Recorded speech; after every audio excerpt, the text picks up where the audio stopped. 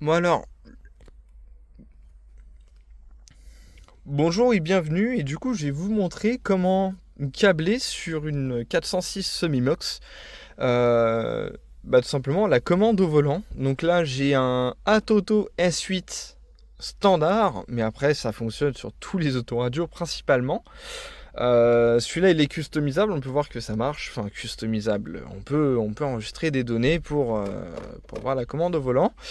Alors, pour faire simple, j'ai une 406 phase 2 semi-mux qui est de 99. À savoir que les full mux c'est un principe différent, faut mettre un boîtier. Mais les 406 phase 1, que ce soit donc les coupés ou les berlines ou même je suis sûr les breaks, c'est pareil, c'est la même chose de toute façon. Et ben on peut faire ça. C'est-à-dire les mux, les semi-mux et les non-mux, et ben ils ont le même câblage. En fait, si vous avez ce genre de petits bitonio, même sur d'autres voitures, d'autres voitures de chez PSA de l'époque, on retrouve ce fameux petit bouton là, donc que vous savez tous, qui est pour l'autoradio. Moi, j'ai pas l'autoradio d'origine et le problème, j'aurais bien voulu avoir ça. Et donc pour la commande de volant, en fait, c'est simple, c'est qu'il y a 3 fils. Vous ouvrez juste ici, vous avez 2 vis là et là. Là et l'autre côté qui est là-bas. Et ici, souvent, vous en avez une troisième sur une phase 1. Et du coup, vous allez voir qu'il y a 3 fils en sortant de ce truc-là. C'est normal, parce que justement, ça fonctionne sous principe de résistance. C'est-à-dire qu'il y a 3 fils, certes, mais il y a 8 commandes.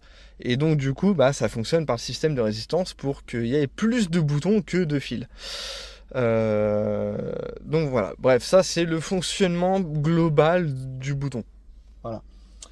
Et donc ensuite, pour savoir qu'est-ce qui va où, alors pour une 406, enfin pour une voiture en tout cas non MUX, on retrouve ce bouton-là. Une semi-MUX c'est pareil, mais la particularité du non MUX, c'est qu'on retrouve un petit câble en supplément. Mis à part ceux du haut-parleur et ceux de l'alimentation qu'on retrouve juste ici. Il y a donc une troisième fiche. Je crois que il me semble que c'est une fiche un petit peu grande comme ça qui comporte 4 connectiques, mais il n'y en a que 3 de reliés dessus qui sont de cette couleur-là précisément. Alors que sur les 406 semi-mux, ou même les voitures, je pense qu'ils sont pareils, semi-mux, et ben en fait vous retrouvez ce même câblage, mais il est principalement, enfin, il est un peu différent. C'est-à-dire que ce câblage-là, on le retrouve, on le retrouve directement ici.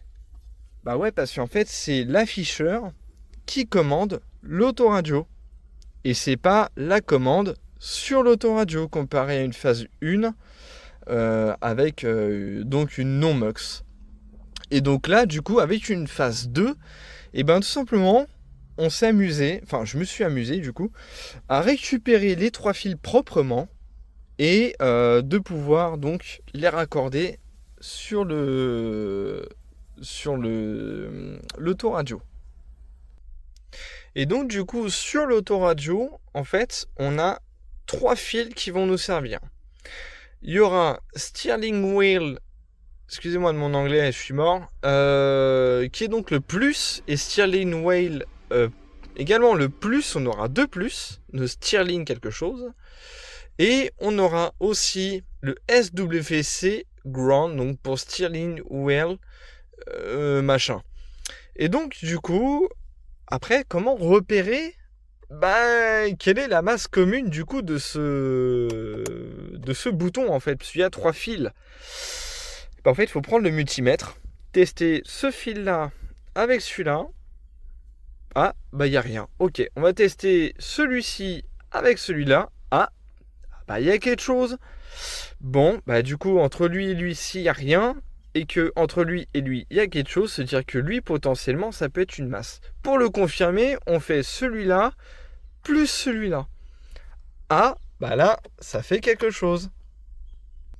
Et donc, bien sûr, tout ça, faut tester avec le multimètre, avec la fonction de bip, et comme ça, on est tranquille. Donc ça, c'est la configuration que j'ai trouvé ce soir. Ça fait 2 ans que j'ai la voiture.